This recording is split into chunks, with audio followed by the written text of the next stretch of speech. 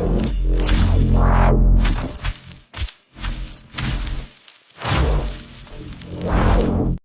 Dad poor dad বইটার অন্যতম একটা শিক্ষা হলো আর্থিক নিরাপত্তার একটা গোপন রহস্য, যা আমরা অনেকেই হয়তো জানি না।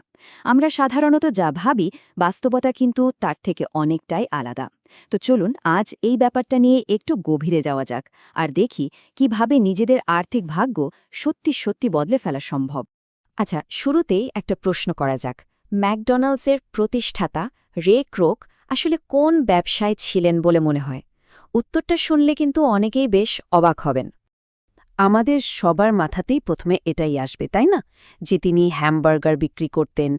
সারা দুনিয়ায় তার ফাস্টফুড চেন তো বিখ্যাত। কিন্তু এটাই কি আসল সত্যি? কিন্তু আসল ব্যাপারটা কি জানেন? একবার এক অনুষ্ঠানে রে ক্রক নিজেই এই রহস্যটা ফাঁস করেন। তিনি বলেন তার আসল ব্যবসা হ্যামবার্গার নয়, বরং রিয়েল এস্টেট।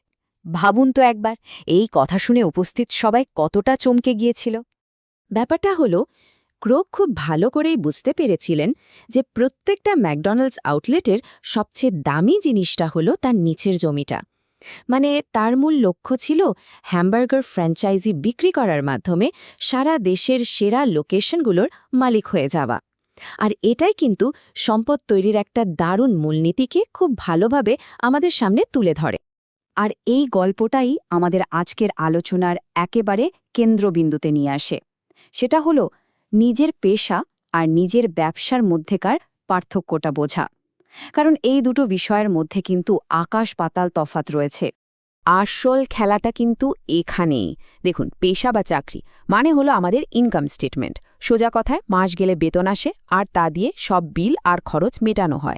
কিন্তু ব্যবসা হলো অ্যাসেট কলাম, মানে সেই সব জিনিস যা আমাদের পকেটে টাকা ঢোকায়, পকেট থেকে টাকা বের করে না। বইটাতে একটা কথা আছে যা শুনলে ব্যাপারটা আরও পরিষ্কার হয়ে যাবে। বলা হয়েছে, আর্থিক সংগ্রামের কারণ প্রায়শই এটাই যে মানুষ সারা জীবন অন্যের জন্য কাজ করে যায়। এর মানে হলো, আর্থিক সমস্যার মূল কারণটাই হলো আমরা সারা জীবন অন্যের সম্পদ বাড়ানোর জন্য কাজ করি, কিন্তু নিজের অ্যাসেট বা ব্যবসা তৈরির কথা ভাবিই না। তাহলে এখন প্রশ্ন আসতেই পারে যে এই অ্যাসেট বা সম্পদ আসলে কি? কোন জিনিসগুলোকে নিয়ে আমাদের নিজেদের ব্যবসা তৈরি হতে পারে?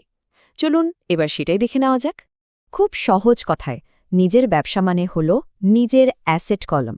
ধনী হওয়ার মানসিকতার মূল পরিবর্তনটাই কিন্তু এখানে। শুধু মাস গেলে কত টাকা মাইনে আসছে সেদিকে না তাকিয়ে অ্যাসেট কিভাবে বাড়ানো যায় সেদিকে মনোযোগ দিতে হবে। তাহলে সত্যিকারের অ্যাসেট বলতে আমরা কি বুঝি? চলুন কয়েকটা উদাহরণ দেখি। যেমন, এমন কোনো ব্যবসা যেখানে সারাক্ষণ থাকার দরকার নেই, শেয়ার বাজারে স্টক, বন্ড, বা ধরুন এমন কোনো রিয়েল এস্টেট যেখান থেকে নিয়মিত ভাড়া আসে। এমনকি কোনো বই বা গানের রয়্যালটিও কিন্তু একটা দারুণ অ্যাসেট। মোট কথা, যা পকেটে টাকা নিয়ে আসে সেটাই অ্যাসেট। এখানে একটা খুব জরুরি বিষয় মাথায় রাখতে হবে। এই জায়গাটাতে কিন্তু আমরা সবচেয়ে বড় ভুলটা করি। নিজের শখের গাড়ি, দামি ফোন বা সুন্দর আসবাবপত্র, এগুলো লাক্সারি বা বিলাসিতা, কিন্তু এগুলো অ্যাসেট নয়। কারণ এগুলো পকেট থেকে টাকা বের করে, পকেটে টাকা ঢোকায় না। ভাবুন তো, একটা ঝকঝকে নতুন গাড়ি শোরুম থেকে বের করার সাথে সাথেই ব্যাস, ওটার দাম 25% কমে গেল। বেশ, তাহলে এই জ্ঞানটাকে আমরা কাজে লাগাবো কিভাবে? আর্থিকভাবে যারা সফল, তারা তাদের খরচের অভ্যাসটা একটু অন্যভাবে পরিচালনা করেন। চলুন সেই স্মার্ট পথটা সম্পর্কে এবার জেনে নিই। এখানে দুটো পথের পার্থক্যটা দেখুন। একদিকে সাধারণ মানুষ আয় করার পর সেই টাকা দিয়ে সরাসরি শখের জিনিস কেনে, অনেক সময় তো লোন করে কেনে, ফলে তাদের দেনা বাড়তে থাকে। আর অন্যদিকে ধনীরা প্রথমে তাদের আয় দিয়ে অ্যাসেট কেনে, এরপর সেই অ্যাসেট থেকে যে বাড়তি আয় হয় তা দিয়ে বিলাসিতা করে। এতে কি হয়? তাদের অ্যাসেট কলামটাও কিন্তু বাড়তেই থাকে। ব্যাপারটা আসলে খুবই সোজা, মাত্র এই ৩টা ধাপ। ১. প্রথমে অ্যাসেট কলাম তৈরি করতে হবে। ২. সেই অ্যাসেট থেকে আয় জেনারেট করতে হবে। আর ৩. সেই নতুন আয় দিয়ে নিজের শখ পূরণ করতে হবে। হ্যাঁ, এই পথটা হয়তো একটু ধীরগতির মনে হতে পারে, কিন্তু এটাই হলো আসল আর্থিক স্বাধীনতার পথ। বইটাতে একটা দারুণ উদাহরণ আছে। লেখক বলছেন যে তিনি তার অ্যাসেট থেকে আসা অতিরিক্ত টাকা দিয়ে একটা মার্সিডিজ কিনেছিলেন। মানে গাড়িটা কোনো লোন করে কেনা হয়নি, এটা ছিল তার স্মার্ট ইনভেস্টমেন্টের একটা পুরস্কার। সত্যিকারের বিলাসিতা তো এমনই হওয়া উচিত, তাই না? আচ্ছা, অনেক তো তত্ত্ব কথা হলো, এখন আসল কথায় আসি, মানে শুরুটা করব কিভাবে।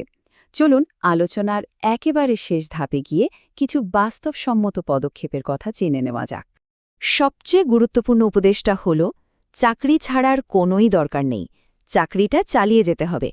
কিন্তু বেতনের টাকা দিয়ে এমন কিছু কেনা যাবে না যা পকেট থেকে টাকা বের করে নেয়, বরং ছোট ছোট করে আসল অ্যাসেট কেনা শুরু করতে হবে। এর আসল লক্ষ্যটা কি? লক্ষ্য হল অ্যাসেট কলামকে ধীরে ধীরে এতটাই মজবুত করে তোলা যাতে আমাদের আয় আর শুধু চাকরির ওপর নির্ভর না করে। এমন একটা সময় আসবে যখন চাইলেই চাকরি ছেড়ে দেওয়া সম্ভব, কারণ অ্যাসেটগুলোই তখন খরচ চালানোর জন্য যথেষ্ট আয় করে দেবে। আর এটাই হলো প্রকৃত আর্থিক স্বাধীনতা। তাহলে এখন আমাদের সবার ভাবার পালা, আজকের এই আলোচনা শোনার পর নিজের কোন ব্যবসা যত্ন নেওয়া শুরু করা যায়, নিজের অ্যাসেট কলমে নতুন কি যোগ করা যেতে পারে, এই প্রশ্নগুলোই রইল ভাবনার জন্য।